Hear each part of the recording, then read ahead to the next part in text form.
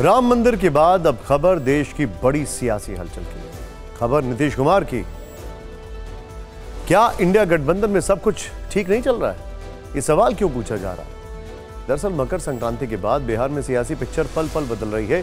इसी बीच एनडीए में शामिल एलजेपी नेता और केंद्रीय मंत्री पशुपति पारस नीतीश कुमार को लेकर न्यूज एजेंसी एएनआई को एक बयान दिया है, जिससे खलबली मच गई है। इस बयान के बाद से कयास लगाए जाने लगे कि क्या नीतीश कुमार इंडिया गठबंधन से खुद को अलग कर सकते हैं।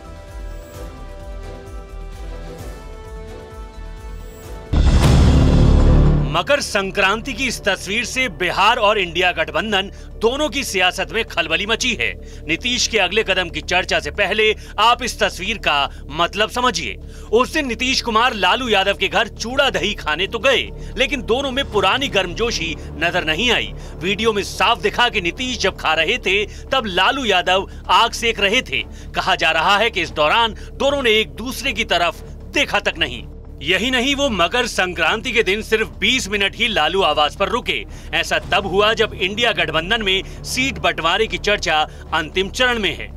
यही वजह है कि इस तस्वीर के बाद सियासी गलियारों में अटकलें लगाई जाने लगी। केंद्र में मंत्री और बिहार के नेता पशुपति पारस से जब पूछा गया क्या नीतीश कुमार एनडीए में आएंगे, तो उन्होंने कहा खरमास खत्म हो गया है, समय का इंतजार कीजिए। इस महीने के अंत तक जो भी होगा बिहार के लिए अच्छा होगा। जो गठबंधन हमारा है वो मजबूत हो जाएगा और इंडिया गठबंधन खंड विखंड हो जाएगा। खरमास खत्म भी हो गया है, शुभ समय आ भी रहा। 22 तारीख को अयोध्या भी सब लोगों को कुछ करना है, 22 के बाद जो भी होगा देश के लिए और बिहार के लिए अच्छा होगा। पशुपति पारस ने अपने बयान में भले ही नीतीश का नाम नहीं लिया, लेकिन इशारा उन्हीं की ओर था। इस वक्त राहुल गांधी भारत जोड़ो न्याय यात्रा पर हैं। उनसे जब ये सवाल पूछा गया तो उन्होंने क्या कहा, ये सुनिए। तो इस बात की आशंका है कि नीतीश कुमार आने वाले दिनों में इंडिया गठबंधन छोड़कर एनडीए में शामिल हो सकते हैं। बहुत कॉन्फिडेंस है कि इंडिया अलायंस में ऐसी छोटी छोटी प्रॉब्लम्स हैं, ये सब रिजॉल्व हो जाएंगी और हम एक साथ मिलकर बीजेपी के खिलाफ चुनाव लड़ेंगे और उनको हराएंगे। सवाल लालू यादव से भी हुआ, लेकिन वो टाल गए, कुछ नहीं कहा। नीतीश कुमार नाराज चल रहे हैं, ये बात सामने आई। कहा गया कि लालू यादव ने टीका नहीं लगाया इस बार मकर संक्रांति में। अच्छा, सब चलिए ऐसा बोला। कहा जा रहा है कि सीट समझौते में देरी से बिहार के मुख्यमंत्री नीतीश कुमार नाराज हैं। सूत्रों के मुताबिक उनकी ये नाराजगी पिछले हफ्ते उस दिन भी दिखी जब इंडिया गठबंधन की बैठक में उन्होंने संयोजक बनने से इनकार कर दिया था। सियासी गलियारों में नीतीश कुमार को लेकर कई तरह अटकलें लगाई जाने लग गई हैं। हालांकि राजनीति क्या करवट लेगी ये अभी पता नहीं, लेकिन ऐसा कई बार हुआ है जब नीतीश ने पाला बदला है। साल 2013 में बीजेपी से अलग हुए और 17 साल पुराना गठबंधन तोड़ दिया। 2 साल बाद 2015 विधानसभा चुनाव के दौरान आरजेडी से उन्होंने हाथ मिलाया। फिर 2017 में महागठबंधन को छोड़कर बीजेपी के साथ आ गए। 5 साल बाद 2022 में वो एनडीए छोड़कर आरजेडी और कांग्रेस वाले महागठबंधन का हिस्सा बन गए। फिलहाल वो 28 दल वाले इंडिया गठबंधन में शामिल। इंडिया गठबंधन में सीटों पर फंसे पेच की बात करते हैं। दिल्ली में आज समाजवादी पार्टी और कांग्रेस गठबंधन कमेटी की बैठक हुई। आज की बैठक में भी यूपी की सीटों पर फाइनल फैसला नहीं हो पाया। बैठक में समाजवादी पार्टी की तरफ से रामगोपाल यादव, जावेद अली, उदयवीर सिंह शामिल हुए। यूपी कांग्रेस से प्रदेश अध्यक्ष अजय राय, सीएलपी नेता आराधना मिश्रा और यूपी प्रभारी अविनाश पांडे ने हिस्सा लिया। कांग्रेस गठबंधन कमेटी से अशोक गहलोत, मुकुल वासनिक, सलमान खुर्शीद और मोहन प्रकाश भी बैठक में रहे।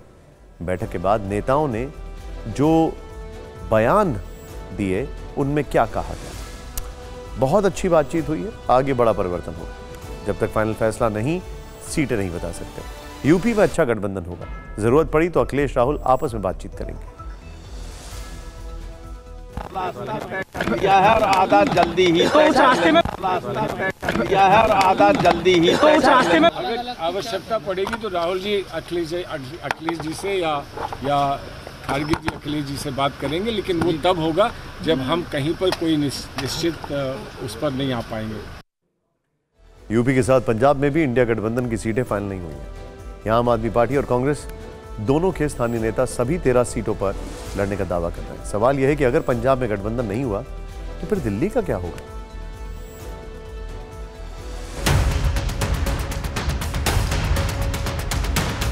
क्या पंजाब में बयानों के जरिए आम आदमी पार्टी के नेता कांग्रेस पर दबाव बनाने की कोशिश कर रहे हैं? क्या सीटों की सौदेबाजी में ज्यादा सीटें अपने पाले में रखने के लिए सभी 13 सीटों पर लड़ने की ताल ठोंकी जा रही है? क्योंकि पंजाब की सीट शेयरिंग का असर सीधे दिल्ली पर पड़ेगा, इसलिए दोनों तरफ से अपने अपने दावे हो रहे हैं। सवाल खड़ा हो गया है कि पंजाब में आप और कांग्रेस के बीच सीटों का बंटवारा कैसे होगा।